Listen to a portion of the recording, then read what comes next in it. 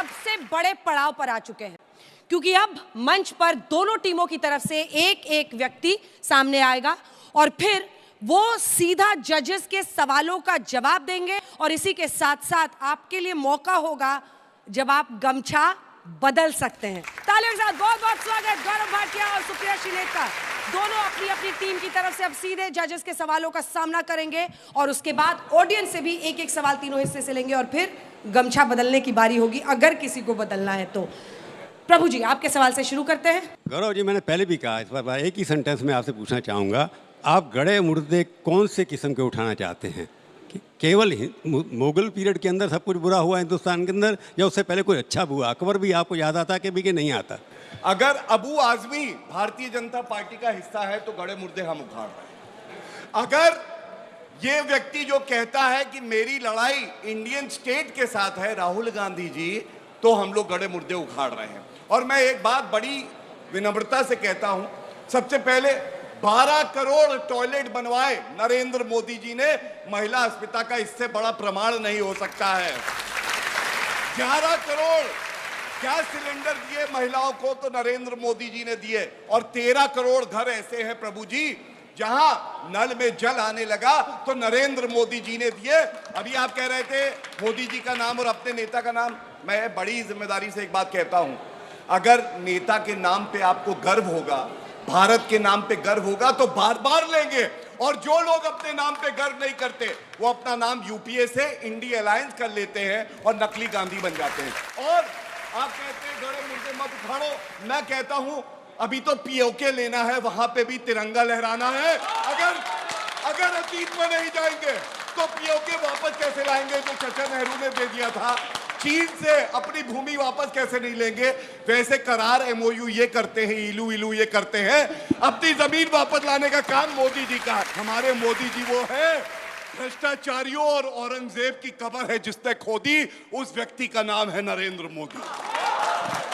विक्रम सिंह साहब, अब आप माइक उठाइए और आप सुप्रिया जी से सवाल पूछिए, सीधा वो जवाब देंगे।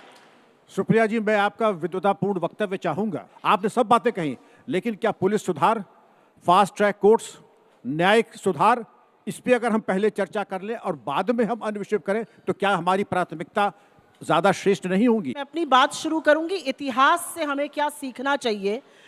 इतिहास आपको कैसे याद करता है? इतिहास ये टीवी डिबेट से हमें याद करेगा। इतिहास याद करेगा किसने कितनी बड़ी कंट्रोवर्सी करी, किसने किसकी कब्र खोदी। इतिहास आपको याद करता है कि आजाद भारत में जब सुई नहीं बनती थी तो आपने वहां पर एम्स बनाया, आईआईटी बनाए, बार्क बनाया, इसरो बनाया। इतिहास याद करेगा जय जवान जय किसान का आपने नारा दिया और हरित क्रांति, ग्रीन रेवोल्यूशन लाए। इतिहास याद करेगा कि आपने पाकिस्तान के 2 टुकड़े कर विश्व का भूगोल बदल दिया। इतिहास याद करेगा कि आज के डिजिटल इंडिया की नींव आपने आईटी और टेलीकॉम की रेवोल्यूशन 1984 में रखी, तब इतिहास याद करेगा। इतिहास याद करेगा कि आप खाद्य सुरक्षा बिल लाए। इतिहास याद करेगा कि आप मनरेगा लाए, जो आज भी गांव देहात में संजीवनी बन के खड़ा है। इतिहास आपको इमारतों से नहीं, इतिहास आपको लफ्फेबाजी से नहीं, इतिहास आपको जुमलों से नहीं, आपके काम के लिए याद किया जाता है। औरंगजेब की बात करता है, औरंगजेब से हमें सबक सीखना चाहिए कि क्रूरता नहीं करनी चाहिए। औरंगजेब से हमें सबक सीखना चाहिए। उसकी कब्र खुदने से जो अनुराग जी ने कहा, अगर रोजगार आज मिलता है तो हम सब आपके साथ उसकी कब्र खोदेंगे। उसकी कब्र खोदने से चलिए, अब दोनों ने अपनी अपनी बात रख ली है। तालियां बजाइए दोनों ही पार्टिसिपेंट्स के लिए। बहुत बहुत धन्यवाद। अब अगले पार्टिसिपेंट को मौका दीजिए जिनसे जजेस सीधा सवाल करेंगे। अपनी अपनी तरफ से एक एक वक्ता को भेजिए, जल्दी से जल्दी आइए, फौरन आइए, तेजी से आइए और उसके बाद से आपके साथ शुरू करते हैं। जी जनाब। मलूक नागर साहब, आपने बहुत अच्छा वक्तव्य दिया, आपने समा बांध दिया, लेकिन मैं आपसे ये जानना चाहता हूं, अपनी प्राथमिकताएं तो स्पष्ट करें कि क्या आप सबके लिए सुख, चैन और शांति चाहते हैं, या आप चाहते हैं कि किसी ऐसी एक प्रकरण को ले आए जिससे कि देश में विवाद हो और उस विवाद के चलते हमारा उल्लू सीधा हो? ठीक है, उनका सवाल सीधा कि क्या विवाद मैन्युफैक्चर किए जा रहे हैं, जवाब दीजिए। विक्रम सिंह जी, इस बात का जवाब है हमारी प्राथमिकता है देश, हमारी प्राथमिकता है देश के लोग, हमारी प्राथमिकता है देश का विकास, हमारी प्राथमिकता है नौजवानों को बढ़िया शिक्षा, हमारी प्राथमिकता है देश में सुख और शांति रहे और देश तरक्की करता रहे। मेरा सवाल दोनों से है हाँ। कि आप औरंगजेब के साथ एग्जैक्टली उनको छोड़ करना दीजिए। क्या चाहते हैं? सर उनको छोड़ दिए, कोई मतलब के हाँ लिए भाई नहीं, आप सही पूछ रहे हैं इनसे, क्योंकि इन्हीं के दोनों नेता हैं जो औरंगजेब को लेके आए हैं और महाराणा सांगा क्या को। प्लान क्या है, क्या करना चाहते हैं? क्या इतने प्लान दिनों है? से पूछिए, वो प्लान। न्यूज में क्यों है? देश का सम्मान तब होता है जब हिंदुस्तान का नागरिक बाहर जाए और जब किसी भी देश में जाए, देश में घुसते ही उसका सम्मान शुरू हो जाए कि हिंदुस्तानी आया है। लेकिन हिंदुस्तानी को हथकड़ी लगा के अमेरिकन वापस भेजेंगे और फिर उसके बाद हमारे ये बोलने वाले प्रवक्ता भारतीय जनता पार्टी के चुप्पी साध जाएंगे। हो सकता है अमेरिका के लिए वो इलीगल हो सकते हैं, लेकिन मेरे लिए लीगल है वो। आप मेरा सम्मान कीजिए, हथकड़ी लगा के उसे मत भेजिए। आपने अगर नौकरी दी होती तो नहीं जाते वहां पे, आपने अगर यहाँ उनको रोजगार दिया होता तो अमेरिका नहीं जाते, उनको इलीगल रास्ते से नहीं जाना पड़ता, सीना चौड़ा करके जाते अमेरिका में, क्योंकि उनके पास रोजगार होता। वो मजबूरी में गए थे और मजबूरी का फायदा अमेरिका उठाकर हथकड़ी और बेड़ियां लगा के हमें भेजा। ये वही पार्टी है ना 1942 में जब आजादी का आंदोलन हो रहा था, इनकी पार्टी ने भाग लेने से इनके जो आरएसएस ने मना कर दिया था और कहा था, अंग्रेजों से बोला था हिंदू हो जाओ, अंग्रेजी सेना में भर्ती हो जाओ। ये आपका राष्ट्रभक्त है।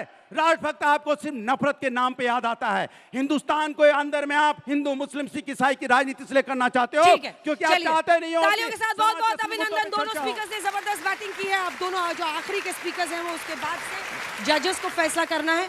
सवाल पूछे प्रभु जी। मैं शुरू करना चाहता हूँ। किसी ने लिखा था, सारे जहां से अच्छा हिंदुस्तान हमारा। उसका नाम आप बता देंगे कौन था लिखने वाला, उसे पता लग जाए कि हमारी आइडेंटिटी क्या है। सवाल ये कि जितना झगड़ा हो रहा है इस बात पे हो रहा है कि हमारी भारत की आइडेंटिटी क्या है। मेरा इन दोनों से सवाल ये है कि आप भारत की कौन सी आइडेंटिटी को प्रोजेक्ट करना चाहते हैं। हर बार झगड़ा हो रहा है हिंदू मुसलमान या दूसरा के बात के बारे में। Why don't you talk about भारतीयता?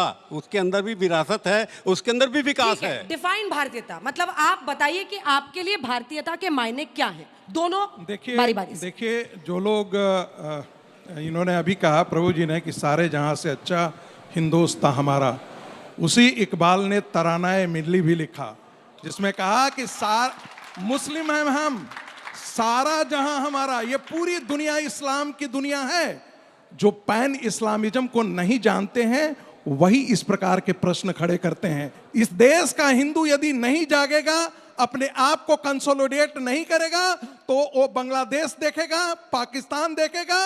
अफगानिस्तान से तुम्हारे सारे वजूद मिट गए हैं, पाकिस्तान से तुम्हारे वजूद मिट गए हैं, बांग्लादेश से सारे वजूद मिट गए हैं। और भारत के अंदर तुम कहते हो खतरे नहीं है, पूरे पश्चिम बंगाल के सीमावर्ती जिले तुम्हारे हाथ से निकल गए, आसाम के सीमावर्ती तुम्हारे हाथ से निकल गए हैं, पश्चिमांचल तुम्हारे बिहार से हाथ से निकल गए हैं।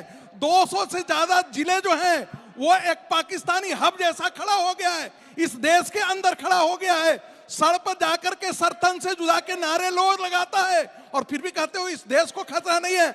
आने वाले दिनों में तुम भुगतोगे। यदि हिंदुस्तान नहीं चाहता, यदि हिंदुस्तान का हिंदू समाज नहीं चाहता, तो आने वाले दिनों में वो भुगतेगा। औरंगजेब को यदि लोग नहीं मानता तो औरंगजेब के साथ हजारों लोग उसके साथ। सर घंटी बज गई, क्लास खत्म। आपके लिए भारतीयता का क्या अर्थ है? भारत को खतरा ऐसी सोच से है, भारतीयता को खतरा ऐसी सोच से है।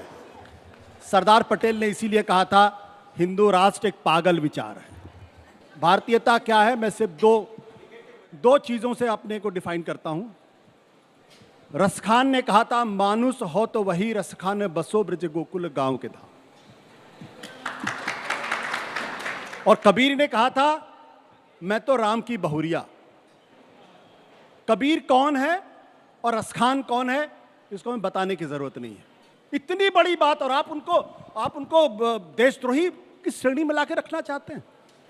आप औरंगजेब के औलादों के बारे में बातचीत करते हैं। आपको याद है मिर्जा राजा जयसिंह कौन है? आपको याद है जसवंत सिंह कौन है?